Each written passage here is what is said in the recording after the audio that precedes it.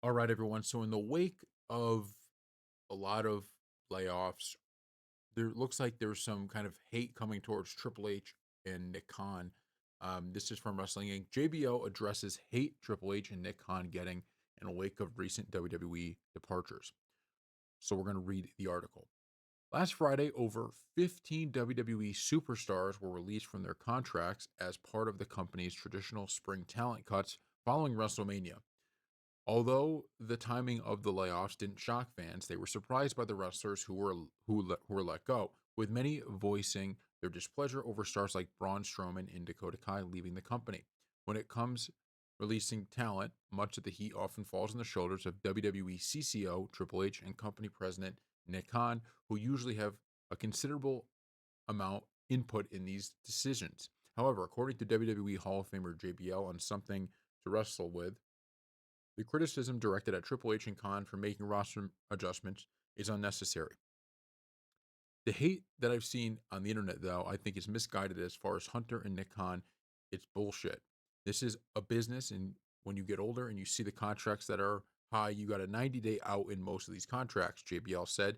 You see this in every single sport. You see this in entertainment. You see this everywhere. A person gets old and they end up either getting retired or somebody tells them to step aside. It's part of life, what they do now. These are very talented guys. Braun Strowman is once in a generation guy. He looks amazing. Shayna Baszler, I mean, so many of these people are really talented people. I think they're going to be fine.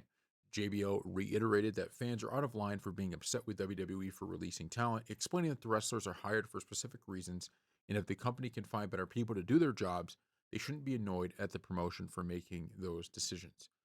So, I think, and it's always tough, right? Because we're sad to see all these people go. Because I do think, and this is kind of, it's one of those problems that you're like, well, man, it's kind of like a good problem to have almost. But, part of the thing here is that you're watching wrestlers get released that are really good because there's so much talent in WWE. It's not like you go, okay, Dakota Kai is not really talented. Braun Strowman's not really talented. Shayna Baszler's not really talented.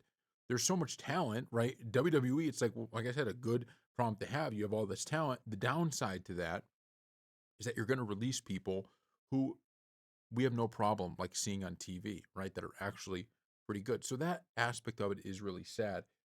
But I think this is always an issue with any of these kind of businesses where there's a lot of people that just don't have a semblance of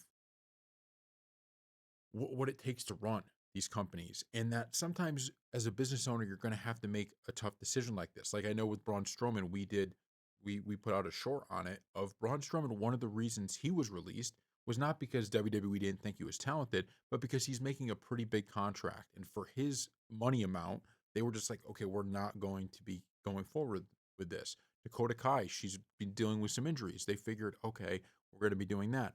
So, we're going to be cutting her for that reason or releasing her. So, that's it makes sense. And as much as we hate it and wish it didn't happen, that's kind of the business. And the other thing you got to remember too is as the company gets bigger, which it is, and these contracts that they get are, these contracts they're getting now are way better than anything in the history of wrestling. Right? If you go back to the Attitude Era, I mean, think about the Monday Night Wars. What kicked off the Monday Night Wars? When you had Kevin Nash, Scott Hall going to WCW because they were getting guaranteed contracts at WCW for a lot more money. And Vince said, I can't do that in the WWE because if I give it here, then I got to give it here and give it here and give it here.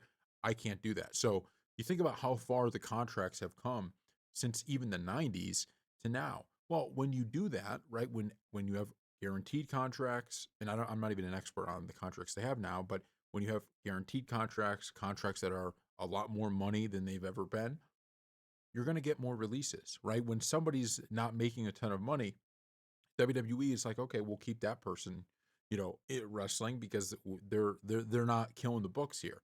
If Braun Strowman's making top dollar, well, if he's not bringing back to the company kind of what they want, then he's someone that's going to be under the microscope of getting cut, and getting released. And it's not something, like I said, it's not something anybody likes. But I just always tell people, it's like, kind of relax just a little bit. The beauty of wrestling more than any other business, I would say, is that it just always feels like at the end of the day, it always comes full circle. You don't always see that. You see athletes in the NFL, you see athletes in various pro sports where, it never it just doesn't end well, and then that's it.